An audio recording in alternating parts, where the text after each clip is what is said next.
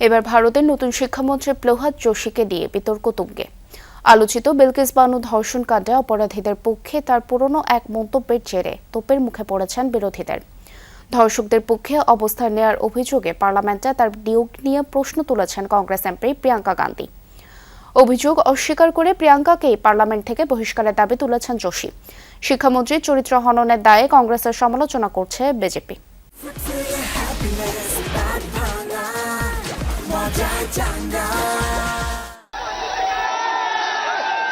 শিক্ষার্থীদের আন্দোলনে তোপের মুখে বিজেপি সরকার শিক্ষামন্ত্রী বদলাতে বাধ্য হলেও ভারতের রাজনীতিতে কমেনি উত্তেজনা। নতুন শিক্ষামন্ত্রী হিসেবে দায়িত্ব পাওয়া প্রহ্লাদ যোশীকে নিয়ে তৈরি হয়েছে নতুন বিতর্ক।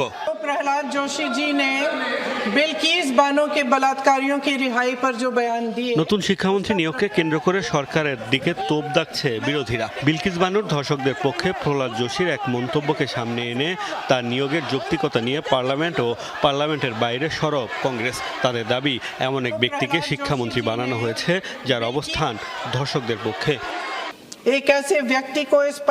প্রধানমন্ত্রী মহোদয় নতুন শিক্ষামন্ত্রী হিসেবে এমন একজনকে বেছে নিয়েছেন যিনি এক সময় এক গর্ভবতী নারীর ধর্ষণকারীদের পক্ষে অবস্থান নিয়েছিলেন। এর মাধ্যমে প্রধানমন্ত্রী দেশের লাখ লাখ নারীকে কি বার্তা দিলেন?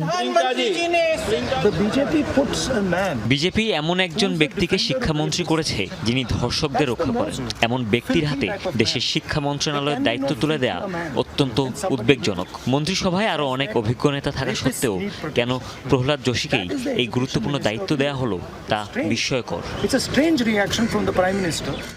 ভিত্তিহীন দাবিতে ব্যক্তিগত আক্রমণ করে শিক্ষামন্ত্রীর চরিত্র হনন করছে কংগ্রেস, এমন অভিযোগ সরকারি দলের।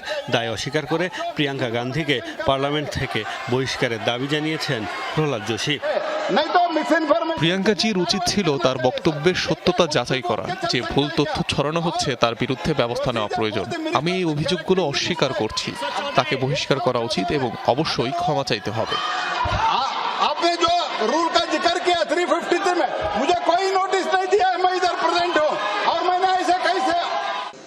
আলোচিত বিলকিস বানু ধর্ষণ ও তার পরিবারের সদস্যদের হত্যার ঘটনায় যাবজ্জীবন প্রাপ্ত 11 আসামিকে 2022 সালে আগাম মুক্তি দেওয়া হয়েছিল।